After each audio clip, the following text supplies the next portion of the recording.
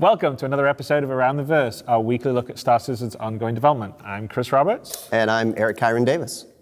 So on today's show, we'll examine what it takes to build a solar system, a process that includes everything from extensive astronomical research to the creation of a new tool that we're calling SolEd. Yeah, plus we have a ship shape that you will Knox want to miss. That's so bad.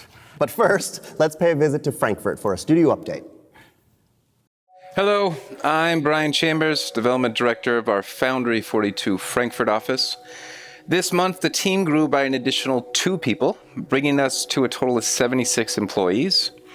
This month, we had 20 of those employees participate in a local 5K run here in Frankfurt.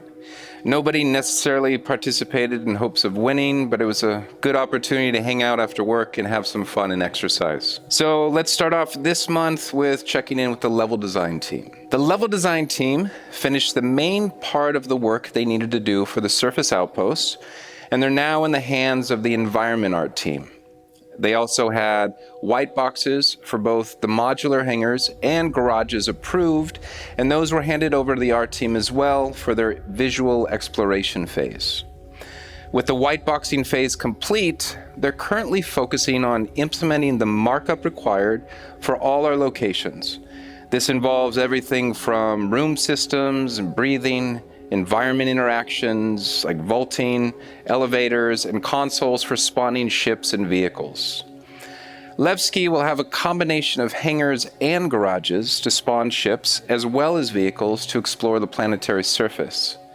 With the bulk of the work completed on the previously mentioned locations, they're now moving over to the remaining flagship landing zones for the Stanton system. The first ones on that list are Area 18 and Lorville, followed by Orison and New Babbage. The engine team worked on consistent capturing of both atmosphere and sky in cube maps, so we can seamlessly blend between global atmosphere and local cube map-based lighting. This will ultimately give us a higher level of visual fidelity. They implemented an improved compression algorithm for the new pack file system to allow for more efficient data streaming due to reduced CPU overhead during decompression. This is part of the new incremental patcher, which will ultimately make patches and updates much more efficient. They also did some work on our internal tool called PlanEd. We have several needs for marking areas on a planet, to identify where specific objects should be spawned within an ecosystem, areas to be punched out to embed brushes or complex structures such as landing zones.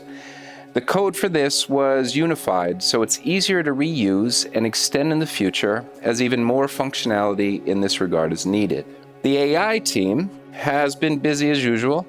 This month they did some work on Buddy AI, where NPCs will intelligently follow a designated leader.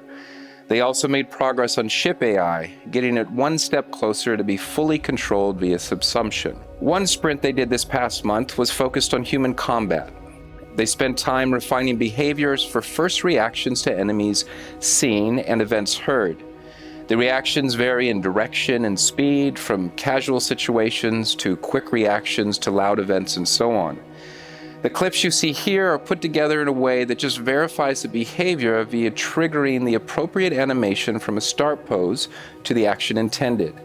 Once the behavior is verified, they'll get fully hooked up in game and the popping won't occur. They also did some additional work on friendly fire to make sure friendlies are identified correctly in combat situations if and when needed.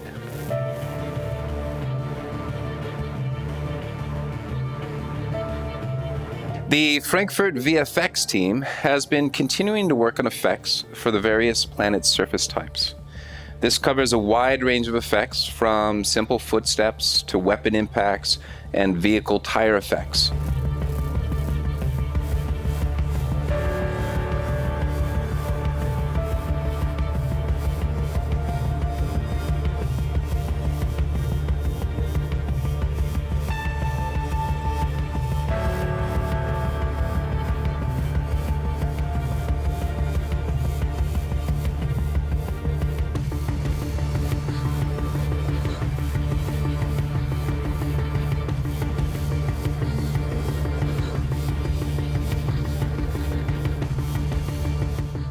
They also did some early experimenting with rigid body simulations and the workflow for Squadron 42 cinematics. This will cover the many mesh destruction and deformation animations that are required for the Squadron 42 single-player missions. The lighting team has been very busy bringing all surface outposts to their final lighting. This involves creating a consistent set of lighting fixtures, temperature charts, and rules, which we can use to define how each type of outpost looks. We've also created a library of prefabs combining existing props with lighting elements, which can be easily iterated on and propagated across all outposts.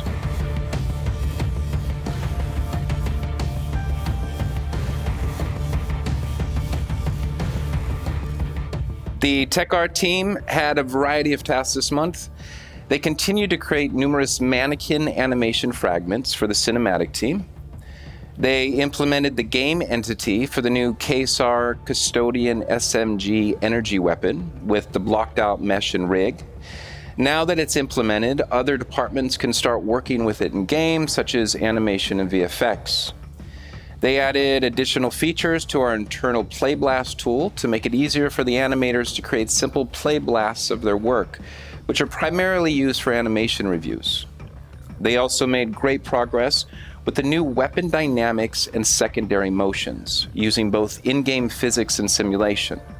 The initial results are promising, and secondary animation will add one more level of subtle detail and realism to the verse.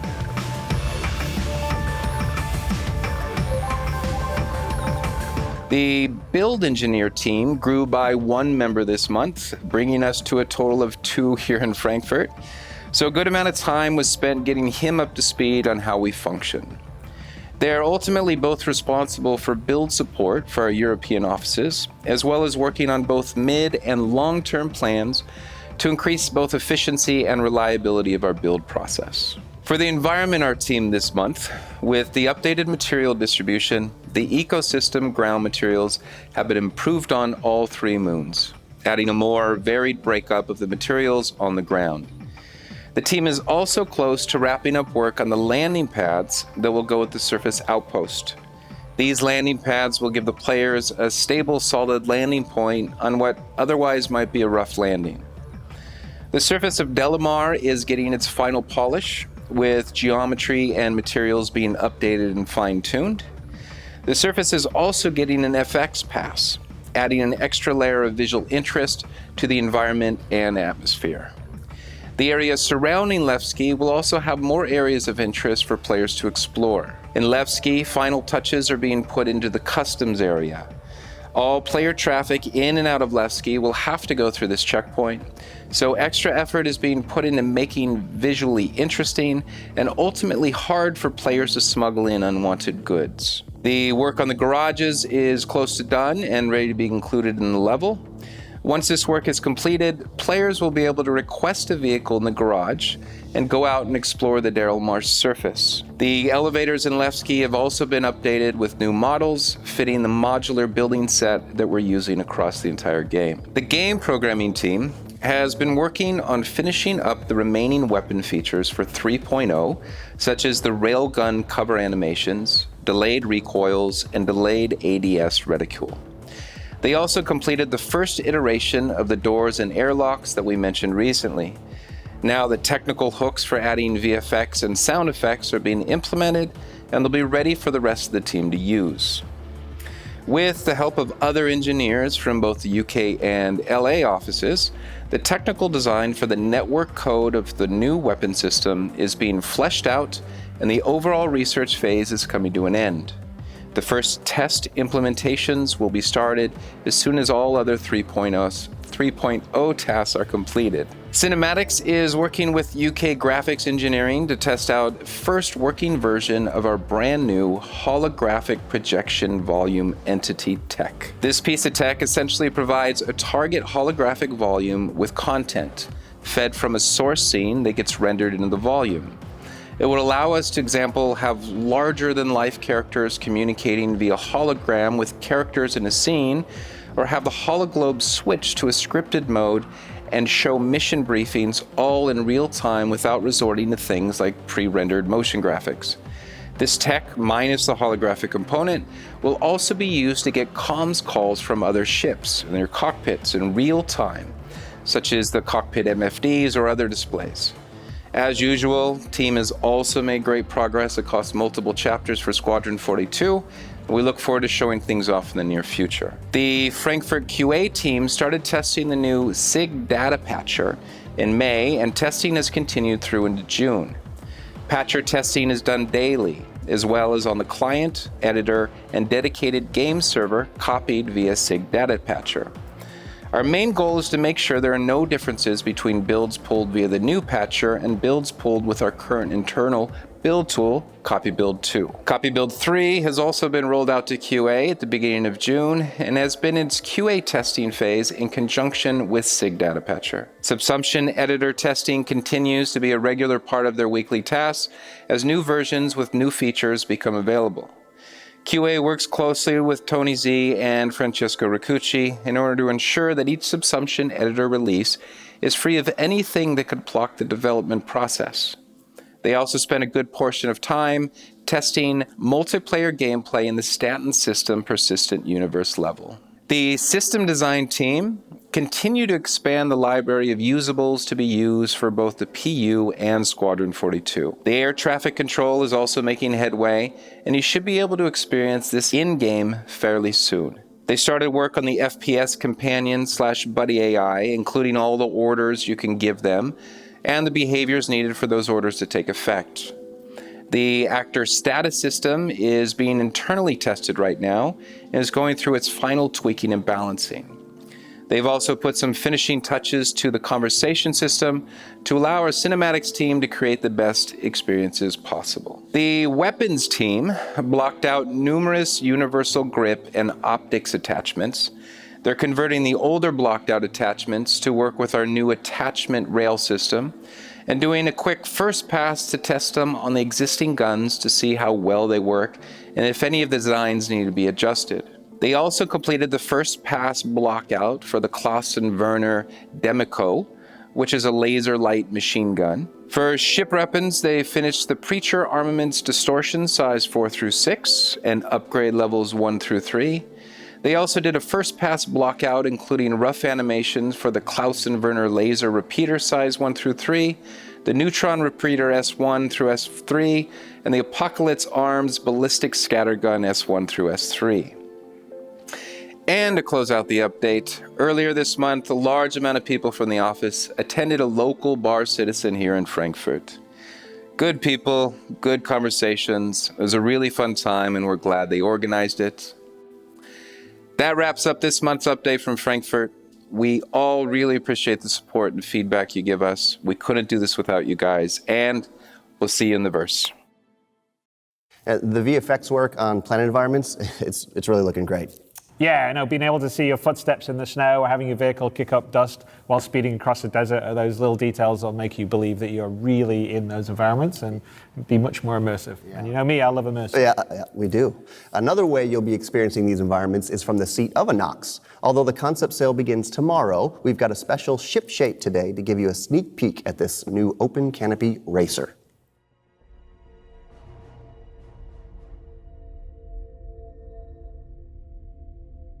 Hi, my name is Chris Smith, and I'm the lead vehicle artist in the ATX office. I'm currently working on the Knox bike, which is a Xi'an bike made by AAPOA. It has Xi'an technology involved, much like the Scout, and it's, a very stylish bike, and it's supposed to sort of compete with the Dragonfly. Well, the Dragonfly was made, with a lot of sort of exploring and scouting in mind, I think. This bike, on the other hand, is a little bit more purposed towards either racing or combat, but it's going to be very fast and nimble, and it's going to be powerful in combat. The concept was provided from England this time. It was only a 2D concept, though. Usually here, we start with 3D concepts. For this bike, though, we didn't really have too much time for that initial concept phase. It was worked out in a fairly quick manner and only on 2D. So this was a bike that I got to actually build from the ground up. Literally the first poly, from the ground up, which was quite enjoyable. So building the Xi'an bike wasn't terribly challenging because we use the Xi'an technology, which uses magnet technology, and it kind of made connecting points a little bit easier. So we decided to have like the nacelles floating, and they're connected by magnetism, and the handlebars the same way, and sort of the plates slide along. We try to infuse a lot of style of the Xi'an technology in there and use like a mix between sort of like heavy metals and exotic materials. The main challenge was to make sure that we sort of, Nathan Dearsley helped in the concepting it with Gary Sanchez. He told me that he really wanted to, like from afar, look like this little monolithic, sort of simplified thing, like sort of ominous looking shape from a distance, and then when you get closer, you know, it reveals more detail. The main challenge was to kind of get that feeling across and make sure I hit that. The Xi'an technology, the skin of the bike, is definitely going to be an armored type. The rider itself is protected by the bike. When he gets on, it has these sort of shells that come up above his back, so the rider has a little bit more protection, you know, from behind. The main thing that sets the Xi'an technology apart from, like, let's say RSI or Aegis would be the rider has a much more aggressive stance on the bike than on the Dragonfly. So the Dragonfly is more the upright stance, right? This Xi'an bike has like a race bike type stance. So you're forward leaning, it's more racer type. Your legs are back. That gives a little bit more maneuverability, and then also that way you can kind of get a little shell and a little bit more protection over the guy. So I mean, it's still open on the sides and everything, but you just get like a little extra protection from those shells in the back. The Xi'an bike is actually going to use a holographic HUD system in order to try to streamline everything and make it technologically advanced. We try to minimize the amount of screens as much as possible. Once you get on the bike, initially there's not going to be any screens there. There's one little screen by you and right in front of you, but that's sort of flat and that comes up a little bit. But everything else will like come up as a holographic image in front of you, which looks really cool, and the startup sequence is pretty neat. Hi, I'm Patrick Salerno, technical artist at Cloud Imperium Games. I focus on mainly destruction systems and optimization for the spaceships. Functionality too. At the end, I make sure things work, but I kind of have a checklist of things that I go through when I'm doing the spaceships. It's like there's a couple tech art passes that the ships go through. In particular, we'll be talking about the Knox today and the setup that went into that, and if it differs from any other ships that I've worked on. Most of the ships that you see in game I've probably touched in terms of either lighting or particles or damage or something during some point in the process. I get the model from the artist. He's like, it's done. You know, and before this we've talked about how it's gonna break off, which pieces are gonna break off of where. Sometimes there's small changes down the process. We're like, oh, those intakes or those weapon racks might be able to break off. You know, we can add a little bit more detail or gameplay. So I'm working with design, I'm working with art, and we're trying to make sure that by the time I get it, there's really no back and forth. You know, like I don't have to go, oh, Mr. Artist guy, there's something you have to do here. So I take it from there, and what I do is, if we're looking at this ship here, I will look at it in Max and I'll break it apart. And we'll say, okay, so if the nose comes off from the front of the ship, then it has to detach and fly off. How do we do that? How do we make all those pieces work together and look good? Well, for that, I usually hop into the XML from there. So before even working on like the art side of it, like making the metalware and stuff, I have to work on the functionality side where the debris happens. So pew, pew, pew, shoot the ship and it explodes. The pieces have to fly off in certain directions. Those are called vectors. Those are impulses, right? You know, boom, ship happens, it explodes. Now, what happens is I'm kind of tying in multiple effects together at the same time. I'm saying I have particles to work with when I'm shooting the ship. So all these little green squares you see here are kind of what are called helpers in Max. And helpers are all these little green squares you see, and they can serve a bunch of different purposes for what we want to use them for. For my particular purpose, I use them like C4 charges, like little explosives that will happen. And what they'll do is they'll burst in, say, a radius. And I'll set the radius in my list and on the name of it, and that gets put into the XML. And from there, I then update the ship, and I shoot the ship, and I can test my new particles. So it's a bit of back and forth, right? You know, you want to go in, shoot it, see what happens, check your particles, check your fire, you know, make sure everything looks all right. If the modelers put in specific things like wires and girders and stuff and tubes, you know, you want to take that into account when you're putting down a particle. Now, mind you, I don't necessarily make the libraries, and I go in and I'll pick from, say, you know, low-tech, high-tech, Tech, Vandal Tech type, particle libraries. So luckily these guys had a cool one. They're kind of like high energy blue alien tech. So I had a lot of fun with that. Just sort of like shooting and testing it. So once I get the debris flying off, let's move on to the next phase. I set up what's called the UV2s and the damage map, right? And that is our system where the ship actually melts and wears. Now, when we do this system, we have to take into account the underlying surface detail. It's very important. So the modelers will actually model girders and underlying stuff. And there's two types of underlying sort of surface detail. There's 2D and 3D geo. 2D geo is like this, it's called a POM, parallax occlusion map. It's this one polygon that goes under the surface of the hull, no matter what its shape is. And when you shoot the ship and it melts, you'll end up seeing that underlying sort of metal or girders or wires or whatever's not actually like, it's supposed to be there so you don't see through the ship. Polygons are only one-sided, right? So light hits it, that's it. But if you're looking at the other side, you can see right through. So we take that into account. So for that to work, the ships need 2 UV sets. And in case you're not sure what a UV set is what maps your texture. So like the wood on this surface or some kind of other wear-like thing. So UV1s are for your ship texture, and UV2s are for the procedural damage map. Once we start shooting that, everything kind of works in conjunction. So I have my initial debris with the pieces flying off and the breakability, activating the particles, which then set off, say, fire, smoke, electricity, then spins off, and then fades out. Now, after I'm done with all the, fun creative stuff, there's the making sure things work and is optimized and runs well. There's also another layer to that. When you're doing the shader damage and it's doing the melty effect and it's trying to show the underlying stuff, we use what are called vertex colors on the ship. And vertex colors are basically every vertice, a polygon is made of these little points of vertices. Each one can hold data. We use that color data to tell the map that it can be transparent or not. So what I do is I'll go in, and all these different colors mean just a slightly different level of damage, right? So say, for example, there's really no damage under the nose, right? But I still want it to show the UV2 damage, still looks like it's getting dented and worn, right? I can set it to a certain color that can block the punch through of the damage. That means you might not be able to see the underside of the ship. Now, for somewhere in the back, I can do it a little differently where I can layer the damage. So if there's really nothing under here, I can set that. You can't punch through, but you can slowly whittle through different areas of the ship. Then I just go through and I kind of layer that across the ship and create levels of damage. It creates a little bit more randomness when you're firing at it. Some areas will get huge hole punch throughs and other areas might look like they're just wearing a bit harder. So yeah. But after I have all that set up, I kind of work on the lights, right? I want to make sure that lighting works. Most of the time, lights are set up by the artists themselves, the ones who are doing the ship or the lighting artists.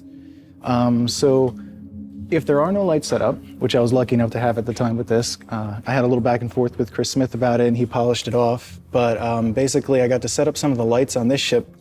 And this was kind of fun because as an alien ship, the theme was more of a high-tech sort of vibe. Most of our ships have more traditional fire, spark, smoke, et cetera, et cetera. So luckily there were Xi'an libraries and some high-tech libraries I got to play with for this ship.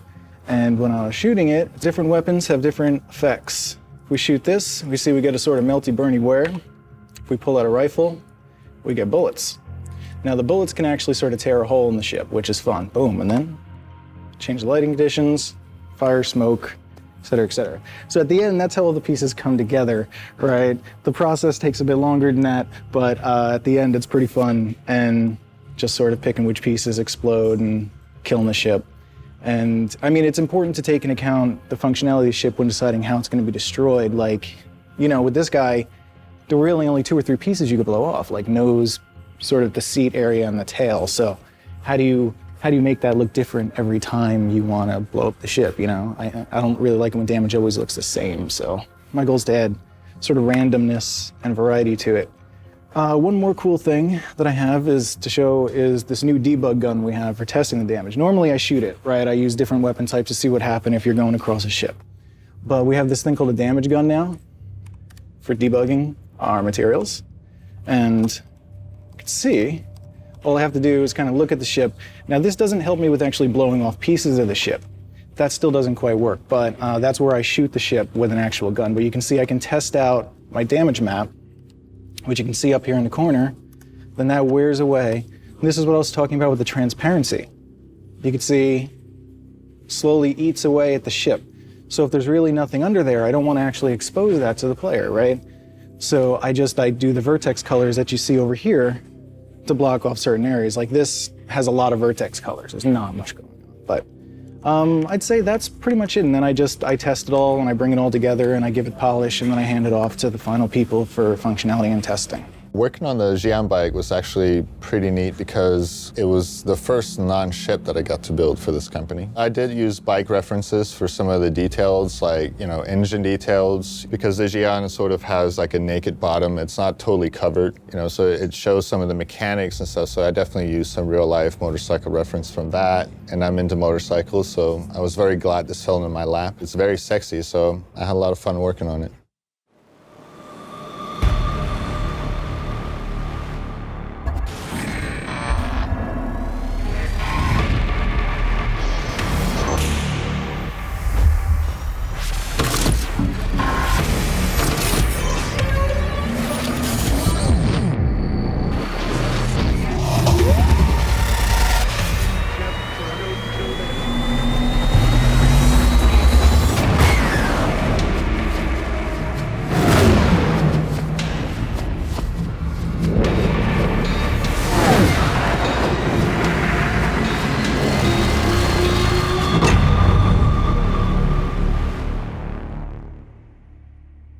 As Chris Smith mentioned, building the Knox was made easier because the APOA ship pipeline was already established. Having such systems in place are key to reducing development times going forward. Yeah, especially when building a game of such size and scope. Another example of the Solid, a tool we've created to make building solar systems easier. Yeah, that's right. CryEngine, as you all know, was not meant to handle a game with the maps the size of an entire solar system, let alone even 10 or 20 kilometers across. So it made placing objects difficult and time-consuming. Yep. So now let's take a look at what it takes to build a solar system from scratch.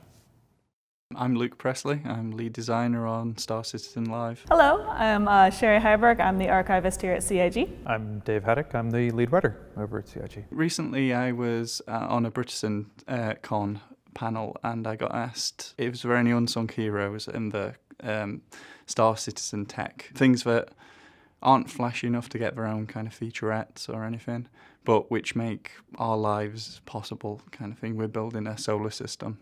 We're building a galaxy. So how do we build a solar system? We recently got a new tool called the Solar System Ed, or SOLED as we call it. It was something that was kind of, we made the brief here, and then Sascha Hober in Germany actually built the tool. What it allows us to do is build a solar system, build a hierarchy. I bring in a sun, and then I give it children, which are the planets. And then I give those children, which are the moons. And then I can give those children, which are, satellites. And I can very easily give them an orbital distance and just have, created the whole thing in a matter of minutes. And that sounds really simple. It sounds like something we should have been able to do from day one. When we started getting close to the deadline for the star map, we had to do a kind of heavy internal push to generate a lot of star systems. We were sort of thinking, oh, this would be cool to have a system like this, and oh, it would be cool to have a star like this. And astronomy, virtually every day you're finding new cool stuff that's happening. So we're trying to get as much of that stuff in there. We were sort of faced with this thing of like, well, we should probably see, because there's such an emphasis on like realism, and while it may not be entirely accurate, like plausible, I think was sort of the term. When we were building Crusader, for instance, for 2.0, what we'd have to do is we'd bring in Crusader and we'd set that down at the origin, which is 0, 0, 0 in the XYZ. And then we'd bring in a moon and that'd be on 0, 0, 0 as well. To get it to the right orbital distance, we'd have to move it in either just the X or just the Y away from the planet. And that's in meters as well. So you can imagine how many meters away a moon is from a planet. And then obviously, if you've got 3 of these moons, you don't want them all at 90 degrees from the planet, so that means you've got to add some rotation on, which means what we had to do was we'd put down another object in the middle of Crusader at the origin, and we'd physically link it to the moon, and then we'd start twisting. That would move the moon around to and you wouldn't be able to see it because it'd be too far away. And at the moment you've moved it off of like pure Z or pure X or pure Y, sorry, you've lost that one pure number. It becomes two numbers that you have to do maths on to figure out. So it wasn't allowing us to be able to change this in future. Imagine if this scale changed. We just have to start again. What the solid allows us to do is, if we change the scale of the universe, we just scale down the numbers that the orbital distance away from its parent. Like in a matter of minutes, you would have a rescaled solar system. We try our best to make things as accurate as possible, but still respect the need for the players to actually enjoy what we have. So we got a bunch of astrophysicists. The writers gave them the brief for each of these solar systems. They went away and came back with a spreadsheet that has an unbelievable amount of data in there, more than we could ever use. There's a service that actually, a collective of scientists and researchers and stuff like that who basically volunteer their time to screenwriters, video games, stuff like that. You can contact them and they basically will put you in touch with an expert. Yeah, he was an astrophysicist who had served as a consultant on other properties before. We learned about star types and green bands and how long it takes to evolve life and the density of asteroid belts. And we basically got a crash course on how to build a system from scratch if you're not a scientist. They went to town on this. So the list that basically Sherry worked with them on was like everything from the size of the system itself to where's the green band start, where does it stop, where's the frost line start, daily rotations, orbital rotations, perihelion. I mean, I'm going to throw out terms that I don't know what they mean, but like, the odd orbital patterns, inclination, declination, all this stuff. We kind of just take, for now, the size and the distance from the orbital distance from its parent, but obviously things like the density will affect the gravity of the thing eventually. It even goes into details like how the mass of a asteroid ring.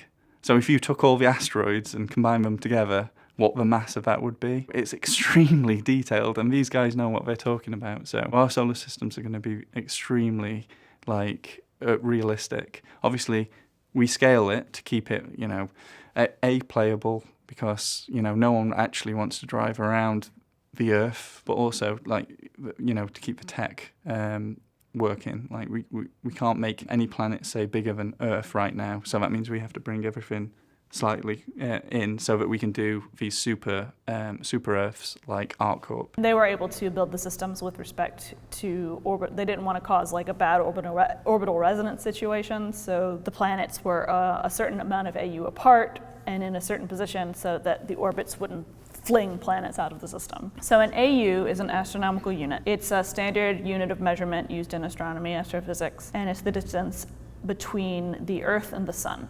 It's used so that you can easily communicate vast distances in solar systems. Our solar system, for example, is around 50 AU, if you include the Oort cloud and Pluto and all of that.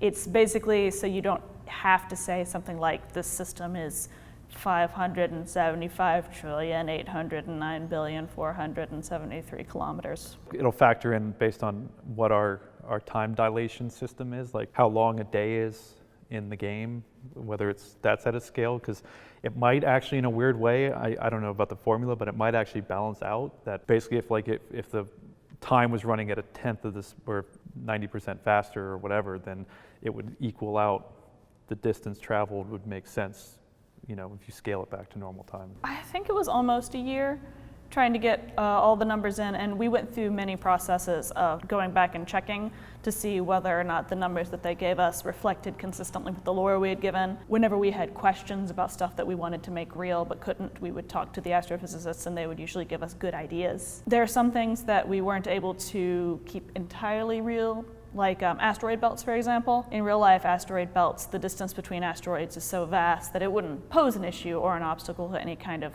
race, for example. You would just mosey on through it. It would just be like going through regular space. Asteroid belts in our game are denser. It's not like real life, but it's a lot more fun. And also we would have situations where they would say, hey, what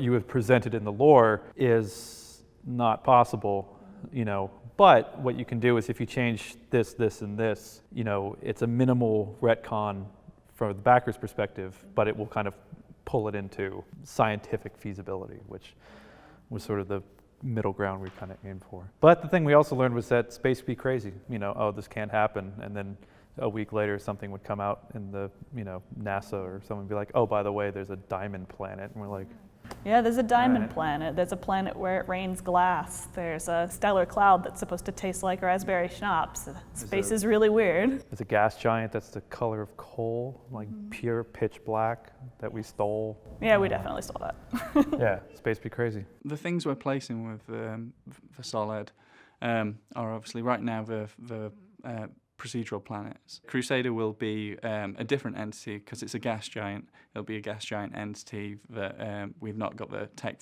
for yet, but we'll have an amazing shader that goes around it and creates these wisps and these eyes and storms. Obviously, we can also, as I said before, put satellites going around and things like that. We also placed the asteroid ring around the solar system with it. They are building the systems on a 1/10 scale. So for example, if we have a system that's 200 AU in our notes, it comes out as 20 AU in the system that the designers are building. So that, like, number one, it's a lot more fun for the players this way, because systems that, if we had like a 200 AU system, it would take, I don't know, years for the players to get across it even. It's just it's an incredible distance. So we needed to scale it down so that, number one, it would be fun for the players, and number two, that we could build the whole thing seamlessly within our engine. Quantum travel is kind of locked at around 1/10 the speed of light. So, even at that, it's going to take a really long time to fly from place to place. So with real long haul travel things, it's going to take, I won't say where the example took place, but there was a situation where something was going to be traveling in quantum travel for 20 minutes. So, break out your cards and load up your Netflix queue. While you're in quantum travel, you could get up out of your chair. I mean, considering you have a multi-crew ship, you would get up out of your chair and stuff like that. And if something yanked you out of it, then you would have to, run back. And it's also the thing, it's like quantum travel, the idea was that quantum travel only moves in straight lines. The reason why your body doesn't liquefy is that there's this sort of anti-grav bubble around you, but because you're moving in a straight line, you're not getting that sort of the intense pressure. But if you were to turn suddenly, you would go flying against the wall at 1/10 the speed of light, which probably hurt. Yeah, it might hurt a little. Just a little bit. It feels like this sort of adherence to, again, even at like a 1/10 scale. I mean, in 3.0, we're starting off with the moons of Crusader, and they're huge. It takes 15 hours to drive it, like around once. The interesting balance is going to be, how do we achieve this sort of like the crafted experience with the massive scale, like that sort of vast openness, but still feel like there's, that there's interesting flavors to all the places you go. My hope is that the players will see the numbers that we have generated for them, the care that we've put into designing these systems, and will know that they have all this information at their fingertips and know how real we want the systems to be for them. We would never be able to create one solar system, let alone, the hundreds of solar systems we're going to have to make if it wasn't for this tool. You can imagine like the amount of hours it would take to hand move these out, because the CryEngine was never built to do this. I say it sounds extremely simple, and it is a simple tool, but it wasn't there out of the box. So an incredible amount of work went into coming up with over 100 systems and scientifically vetting them. But now we have all the information, it makes it easier to build them in Solid. Yeah, for example, the Stanton system, which we're currently building out, is just over 800 million kilometers across, even after scaling it down by a factor of 10. Yeah, it's pretty amazing amount of distance. Yeah. So anyway, that's it for today's ATV. Thanks to all our subscribers for helping us make shows like this each week. Yes, and thank you to all of our backers. We really couldn't do this without you. Oh, and if you're as excited as I am to hop on a Knox and speed across a planet, don't forget to check out the concept sail tomorrow. Yeah, definitely check it out. So until next week, we'll see you around the verse.